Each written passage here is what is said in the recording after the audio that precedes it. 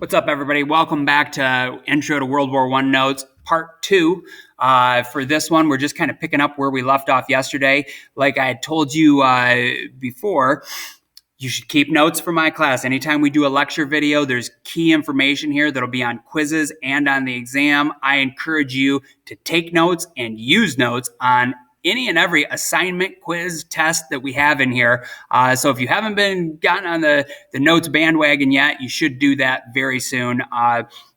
If you hadn't watched yesterday's video, which was the very first thing we had done on World War I told you to start up a new page of notes, a fresh page where you just title it off World War I Notes, and we're going to be adding info to that over the next week or two.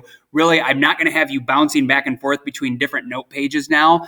Everything we're doing over the next couple weeks will all go to your World War I notes. And I would imagine that if you are doing a good job taking the notes and writing down everything I tell you to put down, you'll probably end up with a couple pages, and they should come in handy. Now, you don't have to write down everything I say. Don't do that. Your hand will cramp up. You'll go insane.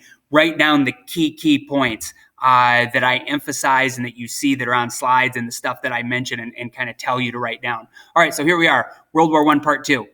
Where we had left off yesterday, that war has broken out. After the assassination of the Archduke, Austria declares war on Serbia.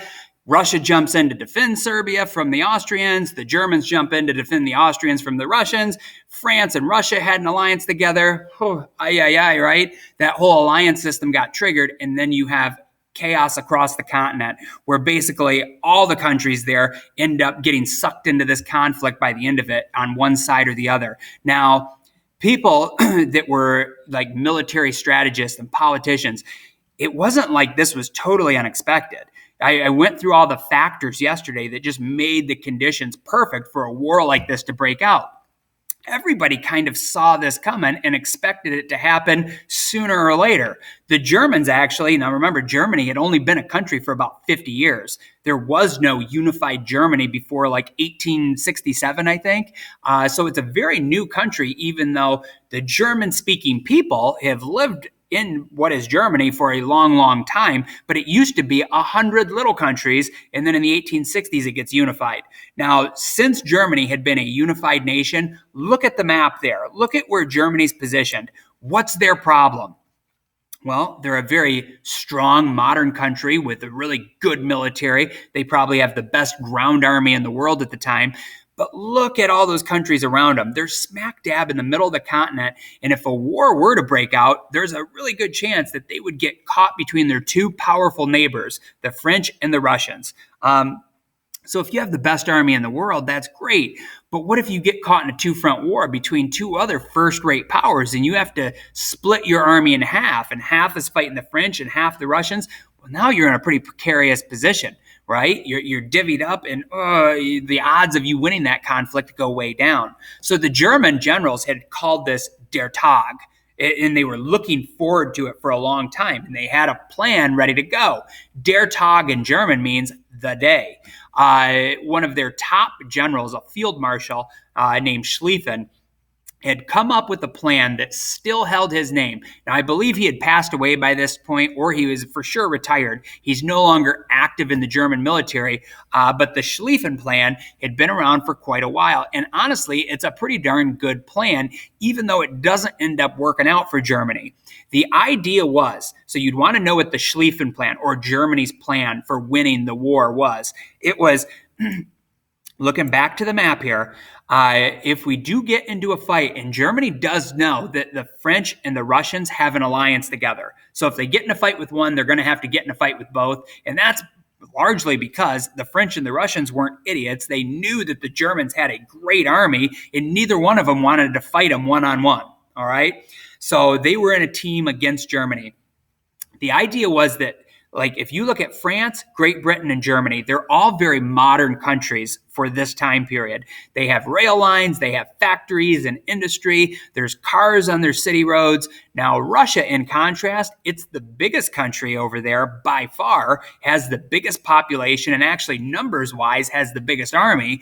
But the thing was, Russia was backwards. It's an old country with like a lot of farmers. They don't have the factories. They don't have train lines. They're not very modern. So Russia's huge and has a big army, but the idea was that probably it's going to take Russia at least 6 months, maybe longer, we don't really know, for them to mobilize their whole army and move it over to get ready to fight the Germans.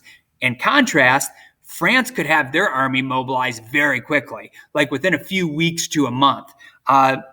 So the German plan is, this is how I'd want you to sum it up.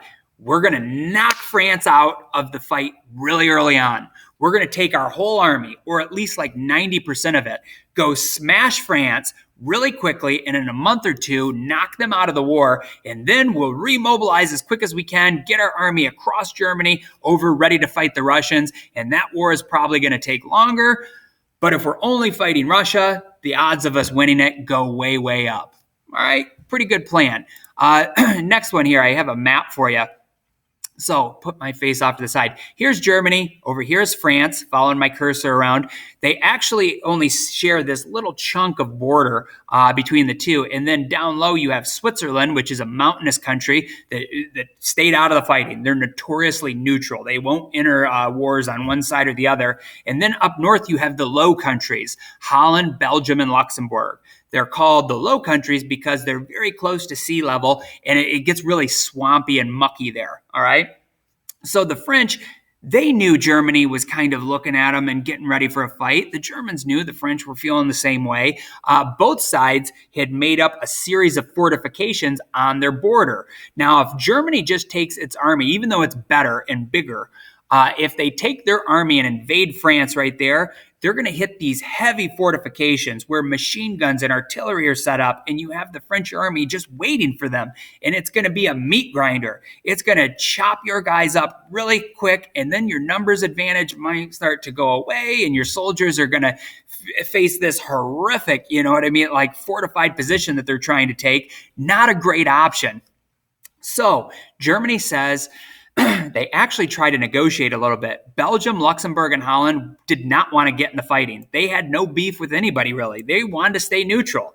Germany goes to Belgium and says, hey, there's this war cooking. How about you let us take our army, just march it right through your country. We won't mess anything up. We'll give you some money afterwards. We just got to go fight France, your neighbor, and we just need to pass through. The Belgians say, oh, hell no. Now, the Belgians actually are a little bit closer to the French. The people in Belgium, most of them speak French. It's not that they're best buddies with the French, but they don't really trust the Germans either. And they just say, we're going to be neutral. We don't want anybody marching their army through our country. Well, the Germans think about that for a quick second. And when they decide, we're either going to have to attack these heavily fortified positions, or we can just go punch Belgium and go right through them, and then our Schlieffen plan might possibly work, they decide to go with that option. So the German army comes pouring through Belgium. The Belgians do fight back, but it's a small country with a small army, and they don't have a lot of fortifications, so they get overrun very quickly. The German army almost does just pass right through, and the Belgians don't have a whole lot to say about it. When the German army comes pouring from the Belgian border into France, there's no fortifications there. The French hadn't really thought that far ahead. They didn't view Belgium as a threat, and they didn't quite think of the Germans just invading this neutral country. So it catches France off guard.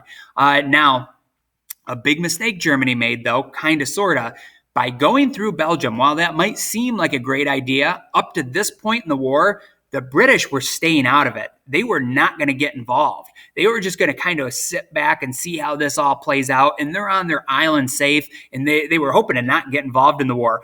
But the British had an ironclad alliance with Belgium. Okay. Having a neutral little country like Belgium had always helped to kind of keep the balance of power on continental Europe. So Great Britain had always, kind of in a weird way, had always been the protector of Belgium. And as soon as Germany invaded Belgium, that was the final straw. So now England jumps in on this side too, on the side of France. So as the Germans are coming in, it's all chaotic in the opening months. But you have the British and French armies standing against them, trying to slow down the German advance. Now, the plan was, we're going to go down real quick. We're going to sweep around Paris, which is the capital city of France, capture the French government, and bam, war is over. All right? Good plan on paper, and it was this close to working. But in the nick of time, enough French and British soldiers had got up to the front. And think about just trying to move an army 100 plus years ago. It's not quite like today. You don't have like plane transports. The rail lines, there were rail lines, but the Germans were constantly making new rail lines to move not tens of thousands or hundreds of thousands, but almost like up to 8 million men they have pouring in there. That's a big problem. That's a lot of logistical, issues going on when you're trying to move that many men across the country while they're getting attacked and shot at and stuff. So basically, the whole advance just kind of peters out right through where I'm putting my cursor right now. So most of the fighting of the war is going to be done in trenches that will go for about 500 miles from Switzerland, which is a neutral country, on up through France and Belgium, right out to the English Channel. So Germany pushes in, but they're not quite able to seal the deal and knock France out of the fighting. Key point here. All right, you want to know the teams, both sides of the conflict, the two teams going on. You have the Central Powers and the Allied Powers. All right, the Central Powers. Now, hint, hint, this might be a quiz or test question coming up. It certainly will be. I want you to know the key players on both sides. Now, both sides have more team members than this, more countries involved, but these are the only ones I will test or quiz you on. So for the Central Powers, you have Germany, which is essentially the team captain. They're the strongest player by far on the Central Powers team. Then you have Austria-Hungary, the country that kind of started this whole mess up. They're also a German-speaking nation predominantly. And then you have the Ottoman Empire, which you may have never heard of before, but it's like modern-day Turkey, okay? But the Ottomans, they really only have a little bit of territory in Europe. They're more of an Asian nation. They're Islamic. They speak a different language. And it wasn't that they were super close to the Germans or the Austrians, but if you've ever heard the old saying, the enemy of my enemy is my friend, that was kind of the situation there, that both Germany, Austria, and the Ottomans all looked at Russia as their biggest enemy. So they all kind of just by default end up on the same team together. Then for the Allied powers, similar situations there, that like really Russia and France, they're not natural allies. They've actually gone to war with each other before in the past, but now they both have a common enemy. Both Russia and France look at Germany as their number one enemy. And then Great Britain, they get involved because they just kind of want to keep everything the way it is, and they're worried that these Germans are getting too powerful and they're going to overrun the whole continent, and then that'll be big trouble for them down the road.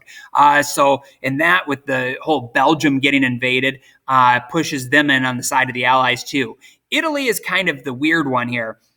Now in World War II, they're going to be on Germany's side. They kind of flip-flop. But in World War I, actually Italy had alliances with the Central Powers and the Allies. They were bound by like treaty to fight for both sides, but obviously you can't fight on both sides. So they stopped and looked and they said, which side is probably going to win this war? Because I think the number one factor for Italy was they wanted to come out on the winning side. Now, Italy does not really impact the war in a major way, but they do come in on the side of the Allies. Now, a key point for you, later on, America, I put this with some asterisks there, when America does get into the war, 3.5, 4 years down the road, we're going to come in on the side of the Allies. But early on, we're pretty committed to staying out of it. Initially, the American response is, it's not our fight. Like, this is not our problem. It's a European conflict. Let those Europeans do their thing. We're just going to sit back and watch this all play out and really not get on either side. But eventually, for a variety of reasons, we do end up coming in on the side of the Allies. Next up, most of this war can be summed up as a stalemate. This is a key vocab word I want you to put in your notes. So a stalemate is, you've probably heard that word said somewhere before. It's where neither side can get an advantage. They're both even and kind of deadlocked. All right. Well, when that German advance stalls out, both sides end up digging trenches, these fortified positions, and neither side can really get traction and push through the other guy's defenses. So you get like the very opening couple months of World War I is mobile, where there's a lot of action. The last couple, like 3 to 6 months, is very active with a lot of movement. But the 4 years in between, the whole heart and soul of this war, the middle part, is all a big stalemate where both sides are squared off, looking at each other, have their guns pointed, they're taking pot shots at each other, but neither side can break through the other guy's defenses. So you have this stalemate situation. All right. So hopefully that makes sense to you. Now, this is in many ways the first modern war. All right. You have a situation where, like, all of the new industrial technology that has been put into effect now with the new factories and all that, and it's being mass produced for the first time. It's going to be used and applied out on the battlefield. So, like, all of this technology to some degree existed before World War I, but this is the first war where it's going to be used out on the battlefield to horrific outcomes, because the casualty rates in this war go through the roof. No wars before this really come even close to the fighting that took place in World War I. Like, the biggest conflict before this, all right, in Europe, there were a few others that are kind of minor little scuffles. But if you go back to 100 years before this, the Napoleonic Wars, the whole continent, it was basically being conquered by Napoleon. Eventually, he gets defeated. But wars back at that time, think of the Civil War or the American Revolution. Two armies would show up on a battlefield. Both sides got muskets. They shoot each other. They've got cannons. And then one side wins in a day or two. And that's usually kind of the end of it. And it's not like people back home in the cities or on the farms really have to suffer. It's just the soldiers that are out there in the battlefield. They have a quick conflict, and that's that. World War I is going to throw all those old rules right out the window. So now you have machine guns, heavy artillery, combined with high explosive shells, grenades, these like small explosives, but like the modern grenade with the pin that a soldier would throw, that first really gets used in World War I. Poisonous gas, flamethrowers. Then in the other column over here, airplanes, tanks, submarines, those are all really common, technologies that are used in war since World War I that we associate in any World War II or Vietnam movie. But man, that's all new stuff at the time. Planes had been around for 20 some years, but this is the first time a big war happens where both sides are going to have that technology and use it on their enemy. Now, of all of those things that I have on this slide, which do you think killed the most guys in the war? Which led to the most casualties? I'll give you a second. Look them over. Poisonous gas, you say? Actually, no. Killed very few people. Once they realized that they could kind of beat poisonous gas with gas masks, well, every soldier just gets a gas mask, so they're not comfortable to wear. They're hard to breathe through. Makes everybody super uncomfortable. But once you have a gas mask, the chances of you dying of poisonous gas, chlorine or phosgene gas, are pretty low. What else do you think? Machine guns? You're getting close. If you said machine guns, that's the second most deadly weapon of the war, where like machine guns in this war are big and bulky. It's not like a modern day assault rifle where one guy's running around with a machine gun firing it. These machine guns were big, and they took like a 4 or 5 man crew to operate it, but man, they're deadly effective. If you have those mounted up and the other guys are rushing you, you can cover about 500 yards of the battlefield front with one machine gun crew and make it so that basically it's impossible to attack you. The number one most deadly weapon from World War I, it's the heavy artillery and the high explosive shells. By far, it kills more soldiers than any of the other, I think almost any other two of these technologies combined. Now, these cannons, check these out. They also get called howitzers, all right? That was, I think, the company that had come up with these high artillery shells a generation before, which was in like the Czech Republic. But now everybody, all the sides have these big guns, heavy artillery, and each side has different levels of artillery. Check out this one below. This is what you'd call, it was called the Big Bertha. It was a German gun. To give you an idea of how powerful these guns are, and this would be the kind of gun that's like mounted on a battleship, they would actually have to remote detonate these. So once your crew got it all situated and ready to go, and you have it pointed at the enemy, and it's going to lob a shell that could go up to like 20 miles away with accuracy, you can't go stand on the gun and detonate it because the shockwave of it could potentially kill you. All right. They would actually have to run a line 100 yards away, and all the guys would have to run out there after they get it loaded up, got it pointed. They would bend over, open up their mouths, plug their ears, and boom, detonate it. If you were any closer than that, or I guess kept your mouth shut, it would blow your eardrums out. If you were really close to it, standing next to it, it could potentially kill you. Now think about being on the receiving end of that. If you've ever been in my classroom here at school, room 122, the old community room, I guess these big Berthas, these high explosive shells, they would punch into the ground or into the fortification, go down about 10 yards, and then explode. And it would blow craters literally the size of my classroom. The ones that actually kill the most guys are going to be like these ones, these mid-range howitzers, field artillery that you could move around with a team of horses. You could fire them still 5 to 10 miles away pretty accurately. And those are the guns that are going to be used the most. We'll get into these more a little bit down the road. Last thing I want you to put into your notes for today is trenches, all right? Neither side plans on digging trenches to start the war. Both sides want to have a quick victory. They want to have their guys home by Christmas. But then this new technology makes it so pretty early on, a few months in, they realize that's not going to happen. And also with machine guns and artillery flying at you, these machine gun bullets, you need to get out of the line of fire. So guys start to just naturally, like a natural defense to that is, I'm going to get my shovel out as a soldier and dig a foxhole, and I'm going to hide in the ground for cover. Well, foxholes get bigger and longer, and they start groups of soldiers start connecting two foxholes together and more. And before you know it, you have 500 miles of trench line that goes all the way from Switzerland all the way up to the English Channel, cutting through France and Belgium, where you have these two opposing armies squared off fighting each other. Tomorrow, when we start up the next section of notes, I'm going to get into trenches in more detail, but make sure you already have a heading there where it's trenches and a quick explanation and definition of what they are. And we'll pick up there tomorrow, and I'm going to give you a little bit more info and some more imagery for what that all looked like and how it applied to the war. See ya.